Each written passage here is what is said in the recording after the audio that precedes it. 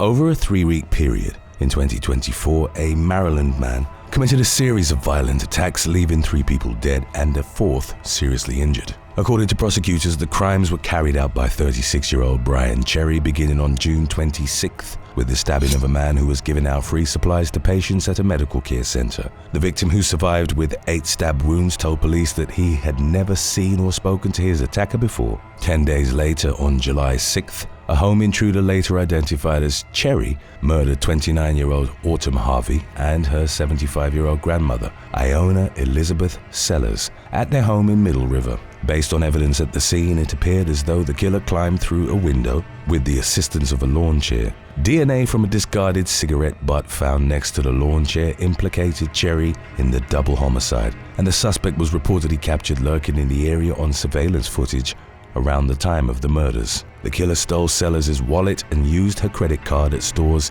in Baltimore City in the days following the crime, leading investigators to additional surveillance footage that appeared to show Cherry paying for merchandise with the stolen card. Cherry also picked up a prescription for a 39-year-old woman named Sierra Johnson, who was found bludgeoned to death at her home nearby. Witnesses reported seeing a man matching Cherry's description entering and leaving the home with blood on his clothing, and police discovered Johnson's body after forcing their way into the residence in response to a report about a woman screaming. The killer escaped through a window just before the officers made entry, but law enforcement eventually tracked Cherry down and arrested him for his alleged crimes, including attempted murder and multiple counts of murder.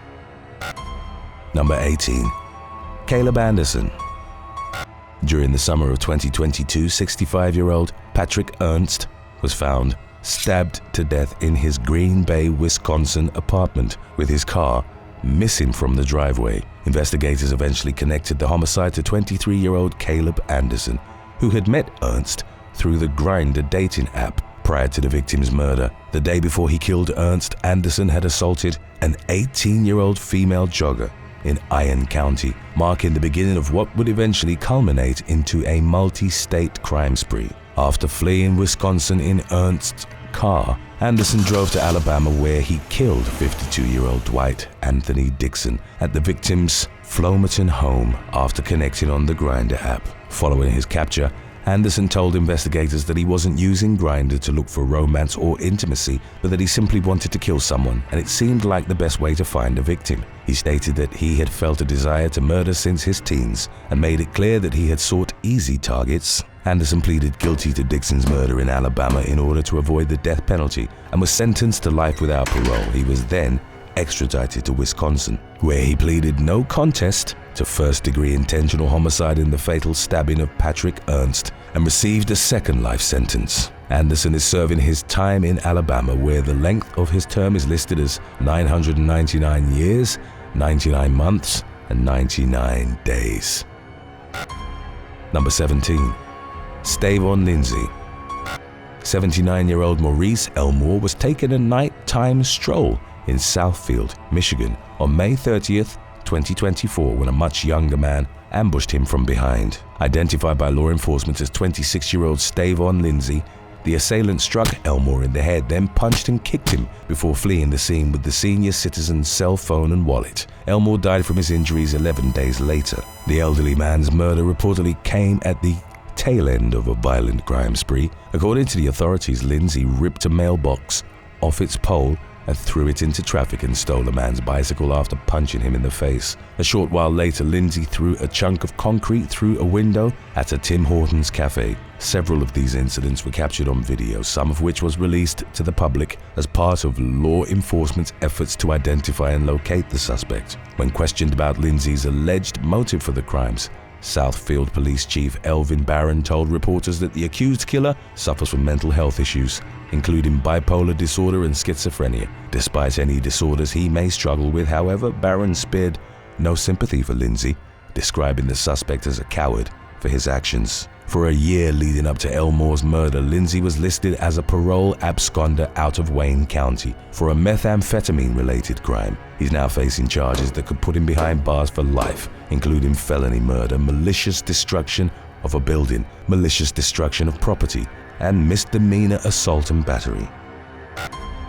Number 16. Beale IV. during a several-day period. Starting on March 22, 2022, 31-year-old Cola Beale IV killed 3 people and a dog. Beale's rampage began in Virginia Beach, Virginia, where he shot his girlfriend of 15 months, Kazavia Hill, in the head during an argument about the victim's desire to move on from the relationship. Over the next 2 days, Beale was seen coming and going from the property in Hill's car while taking several items from the residence, including the handgun that he had used to kill the victim. He then lit the house on fire, leaving Hill's dog inside his crate with no chance of survival as he burned alive. After extinguishing the blaze, firefighters entered the home and found Hill's body, which had been bound and duct taped. During the same 2-day period that Beale repeatedly came and went from Hill's home, he visited the residence of 73-year-old Clifton Baxter, who had acted as a father figure of sorts to Beale in the past. Using the same gun that he had killed Hill with, Beale shot Baxter in the head as the victim slept on his living room sofa, then stole $20,000 from the home. Beale also traveled to the Norfolk home of his cousin, 32-year-old Downing McLean, and shot McLean during an argument. During a jailhouse interview with 13 News Now following his capture, Beale revealed that McLean was trying to talk him out of committing any more murders when Beale got frustrated and shot McLean. After killing his cousin, Beale took McLean's girlfriend hostage. The woman was rescued when police tracked Beale down at an Airbnb and arrested him, putting an end to his campaign of violence. When questioned about his motive, Beale told 13 News Now that he snapped during the argument with Hill that preceded the first murder. He said he felt no remorse for his actions and that he was searching for additional people to kill when the police caught him, making it clear that he had no plans to stop murdering innocent victims. Following a 3-day trial for the murders of Hill, Baxter, and Hill's dog in March of 2024, a jury found Beale guilty of 2 counts of aggravated murder, 2 gun charges, and 1 count each of abduction, torturing or mutilating a dog, causing death, arson of a dwelling with malice, and arson of personal property. He was sentenced to 3 life terms without the possibility of parole. Beale received a 4th life term for McLean's murder several months later, following a 2-day trial in Norfolk. Number 15.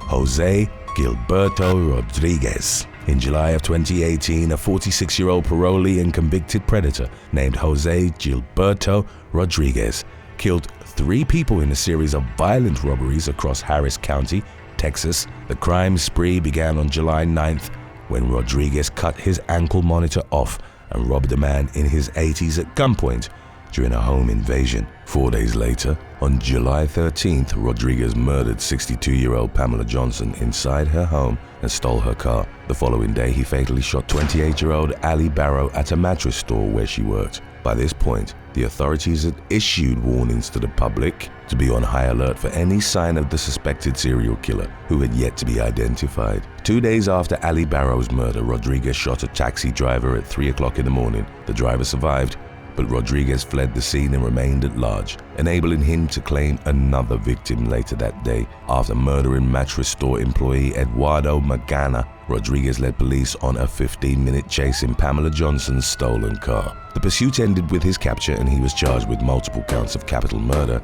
and aggravated robbery. Prosecutors were prepared to seek the death penalty against Rodriguez when he agreed to a plea deal in order to avoid capital punishment. Rodriguez pleaded guilty to 3 counts of capital murder and 2 counts of aggravated robbery in exchange for 3 life terms without the possibility of parole, ensuring that he'll never step foot in the free world again.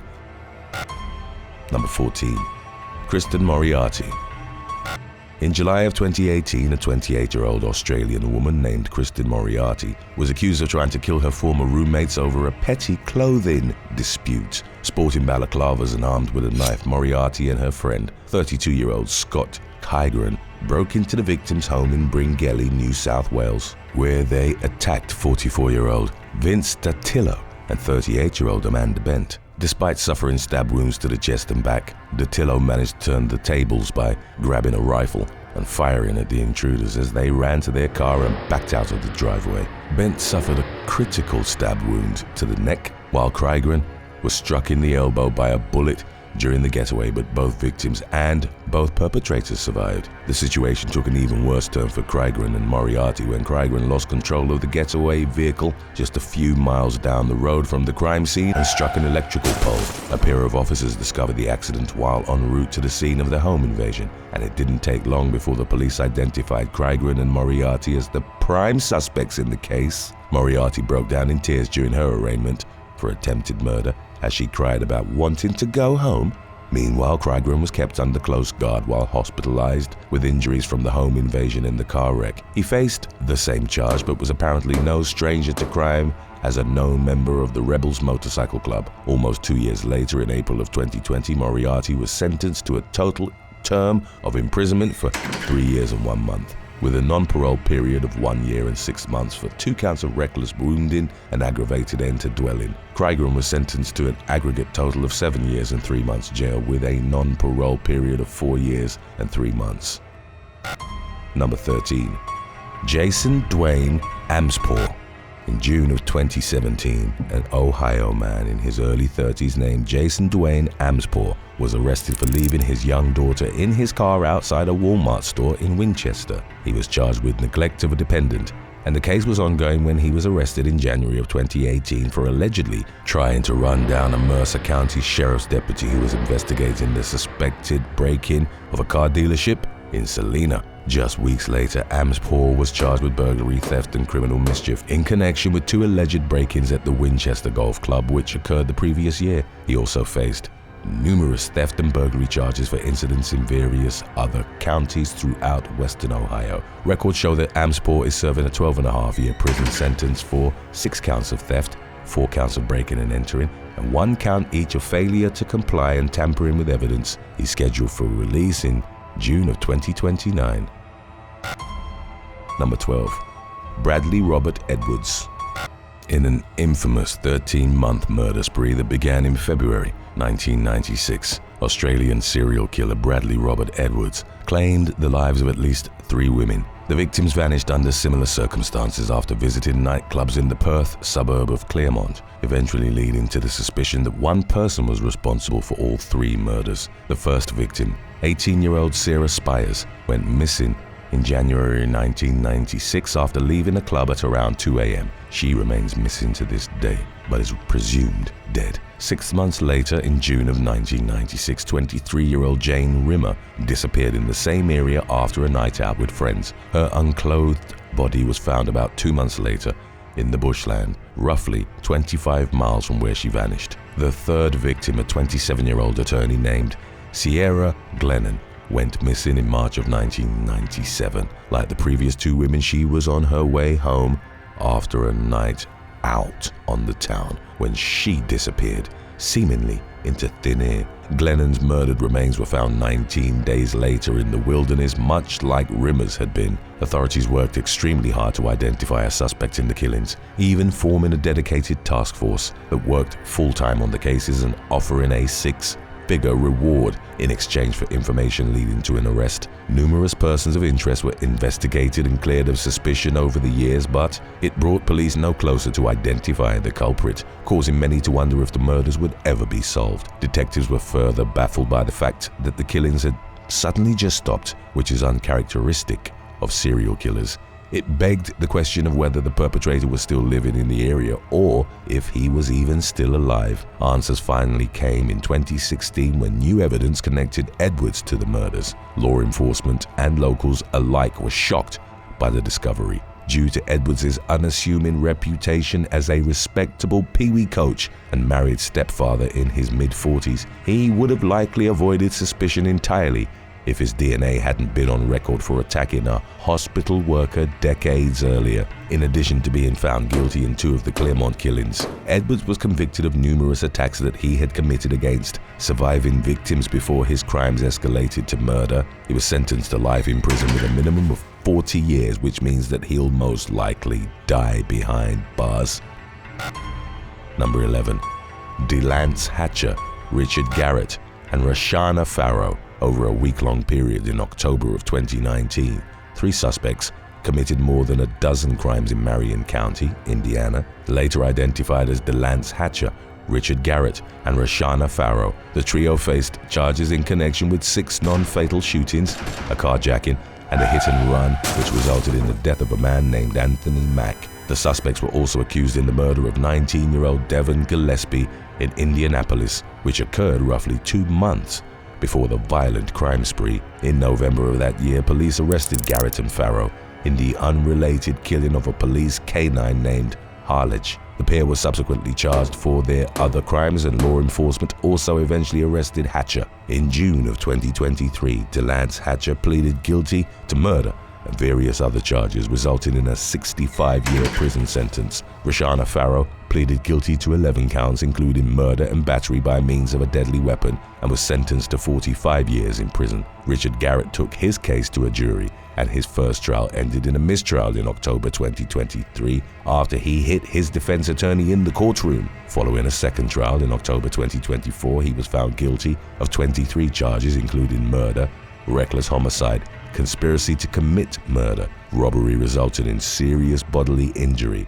criminal recklessness, battery by means of a deadly weapon, aggravated battery, armed robbery, and more. Garrett was sentenced to 194 years in prison, effectively amounting to a life term. Number 10. The Dougherty Siblings. In 2011, 29-year-old Lee Grace Dougherty took some time off from her job as an exotic dancer in Cocoa Beach, Florida, to go on a week-long crime spree with her brothers, 26-year-old Dylan and 21-year-old Ryan, the latter of whom was on house arrest at the time. After stealing a car from Ryan's pregnant girlfriend and loading it with guns, the siblings destroyed their cell phones, cut off Ryan's ankle monitoring device, and tossed it out the window. On that first day alone, they shot at a cop during a high-speed chase and robbed the bank. News of the crime spree went viral as federal authorities issued a nationwide bulletin about the trio. In addition to quickly becoming the country's most wanted female fugitive, Lee Grace made news headlines for some raunchy photos that were leaked to the media, which reportedly consisted of pictures she had taken for a group of poker players that she was hired to dance for. Authorities caught up with the Doughertys in Colorado. A 20-mile high-speed chase ensued as the siblings made a last-ditch effort to evade custody. They eventually ran over some spike strips that were laid out ahead of them, bringing the pursuit to an end. Lee fired shots at an officer during the ordeal and was shot in the leg when the cop returned fire. The Doughertys faced dozens of criminal charges. They were prosecuted in 3 states and federally, and each received a 35-year federal prison sentence. Number 9. Tamzen Bush and Brandon Wong. In 2015, police in New Zealand issued arrest warrants for 24-year-old Tamzen Bush and her boyfriend, 20-year-old Brandon Wong, who were wanted in connection with the theft of stolen jewelry and sporting medals. Law enforcement identified Bush and Wong as suspects following a summertime bust which uncovered the stolen property. But instead of turning themselves in, the pair remained on the run. For several months, Bush made it clear that she knew she was wanted by routinely taunting the police in Facebook posts. During that same time period, Bush and Wong were identified as suspects in a spate of burglaries and car thefts that were committed across Auckland after the arrest warrants were issued. The so-called crime spree couple were finally nabbed by the authorities in September of 2015. After a member of the public contacted the police about suspicious behavior in a parking lot. Responding officers found Bush and Wong in a Jeep that had been reported stolen the night before, and were able to identify the pair as the wanted couple despite being given fake names. Following the arrests, Bush insisted that she had done nothing wrong, but the claim failed to convince the authorities of her innocence, and both she and Wong were charged accordingly for their crimes. Number 8. Jennifer Nicole Brown. In November of 2020, a 34-year-old North Carolina woman named Jennifer Nicole Brown was accused of going on a wild crime spree throughout Guilford County. Deputies became aware of Brown's alleged crimes after receiving a call about a suspicious woman at a Citgo gas station in Greensboro. By the time law enforcement arrived, Brown had fled the scene and was in the process of breaking into a nearby residence where she stole a gun and a vehicle. From there, Brown drove to a different Citgo station and robbed it at gunpoint using the stolen firearm.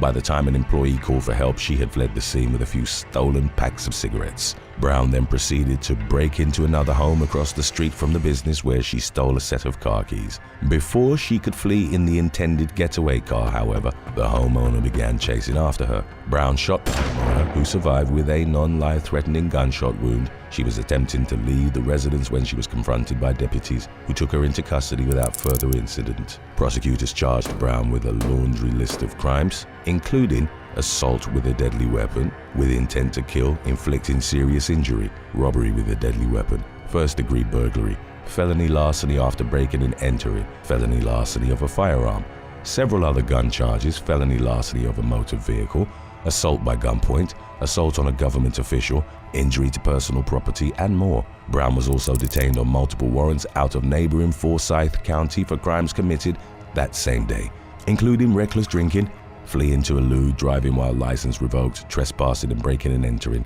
The outcome of the woman's many charges is unclear. Number 7.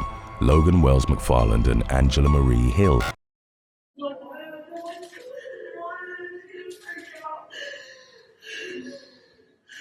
Do you have a specific question? In early 2012, a young couple was apprehended for an interstate crime spree following a 3-day manhunt. 24-year-old Logan Wells McFarland and 25-year-old Angela Marie Hill were arrested in an extremely rural area as the prime suspects in numerous violent crimes, including a home burglary, a violent carjacking, and possibly a double homicide. According to prosecutors, Hill, also known as Angela Atwood, dropped McFarland off at the Manti, Utah home of Leroy Woody Fullwood and Dorothy Ann Fullwood, where he entered through an unlocked window and murdered the couple, shooting both victims multiple times. It would later be revealed that McFarland had intended to rob the home for drug money. After killing the Fullwoods, he fled the residence with stolen guns, jewelry, and other items. 3 days later, McFarland and Hill attempted to carjack a woman in West Wendover, Nevada. The victim fought back and was shot in the head but survived, and the perpetrators were captured several days later following a high-speed police chase. McFarland and Hill were convicted of the crimes they committed in Nevada in 2014, resulting in a 56-year prison sentence for McFarland. Mr. McFarland, I am Judge Nethery. This is your 72-hour hearing. The purpose of this hearing is to make sure that you do understand the charges that you were arrested for and what your rights are at this stage of the proceedings against you. While Hill was sentenced to up to 30 years behind bars, the couple was also tried in Utah, where McFarland pleaded guilty to 2 counts of aggravated murder and was sentenced to 2 consecutive life terms. That will conclude this morning's hearing, so you understand that we will see you in court as quickly as the formal complaint is filed. That would be the time to request court-appointed counsel. In 2017, Hill was convicted of burglary and attempted aggravated robbery. She received concurrent prison sentences of up to 15 years in prison, but will not start serving her time for those crimes until she finishes her sentence in Nevada. Number 6. Kortez Ragland. In an unusual stroke of luck, police in Atlanta, Georgia, located a suspected armed robber in November 2024 after noticing the smell of his cologne and following the scent. Officers had already apprehended one of 2 suspects, Kentravius Hunter, who was spotted walking along a roadside, and were searching for 19-year-old Kortez Ragland, who had been tracked to a crawl space near the crime scene. While searching the crawl space, the officers detected the aroma of Ragland's cologne and let their noses do the rest of the work. Ragland was detained in connection with the armed robbery when prosecutors hit him with additional charges for his alleged role in an unrelated murder which occurred in September 2024, roughly 2 months prior to his arrest. In addition to the armed robbery, he's now facing charges of felony murder, malice murder, aggravated assault, and possession of a firearm during the commission of a felony. Number 5. Saesha, Shante, Tiarelynn, Pua-Olena, Marie, Paz, and Rory Robert Neville. In late November of 2020, police in Hilo, Hawaii, arrested 30-year-old Saesha, Shante, Tiarelynn, Pua-Olena, Marie, Paz, and 32-year-old Rory Robert Neville for an array of alleged property crimes. According to law enforcement, the couple burglarized several businesses and a home and stole a car. Police arrested Neville after he was spotted walking in downtown Hilo, while Paz was apprehended at a residence in Kuamana, The pair were charged with several crimes, including multiple counts of burglary and theft. Additionally, Paz faced 4 counts of habitual property crime, while Neville was hit with various drug-related counts as well as a trespassing charge. The outcome of the case is unclear. Number 4. Zachary Holt and Dezmonique Tenzsley. 2 people were killed and a tribal police officer was injured during a 6-week crime spree in 2022 when 2 men went on a brazen crime spree that spanned 2 Indian reservations in Idaho and Washington. 24-year-old Zachary Holt and 35-year-old Dezmonique Tenzsley were accused of committing multiple home invasions and a robbery in northern Idaho before traveling across state lines with guns and stolen property. They proceeded into eastern Washington, where they fatally shot Gail and Jeremy Neal during a botched robbery at the couple's trailer home in Keller. The double murder sparked a large-scale manhunt which lasted for almost 24 hours before Holt, Tenzsley, and their driver, Curry Pinkham, were apprehended on the Colville Reservation in Washington. During the nearly day-long search, much of the reservation's businesses and schools were shut down, bringing life to a tense standstill, while law enforcement scrambled to capture the suspects before they could do any more harm. In 2023, Curry Pinkham took a plea deal and admitted to 6 federal charges. He's currently awaiting sentencing. Holt and Tenzsley were found guilty of 17 federal crimes following a trial in late 2024, including first-degree murder in Indian country and murder resulting from discharging a firearm during a crime of violence. They are also awaiting sentencing, which is scheduled for February 6, 2025. Number 3. Quincy Allen. American serial killer Quincy Jovan Allen was inspired to murder while serving time in federal prison for stealing a car. During that time, a fellow inmate supposedly promised to land him a job as a mafia hitman, and Allen decided that he needed to practice for his new profession following his release. He went on to kill at least 4 people in South Carolina and North Carolina over a month-long crime spree between July and August of 2002. Allen's campaign of violence began on July 7th, when he used his newly obtained sawed-off shotgun to shoot a sleeping 51-year-old homeless man in Columbia, South Carolina. The victim survived, but Allen made sure to kill his next target, 45-year-old Dale Yvonne Hall, whom he shot 3 days later near a stop along Interstate 77 in Columbia. After shooting Hall in the head, face, leg, and midsection, Allen doused the victim's dead body in gasoline and set it ablaze. Allen killed again nearly a month later on August 8th when he fatally shot 22-year-old Jedediah Jed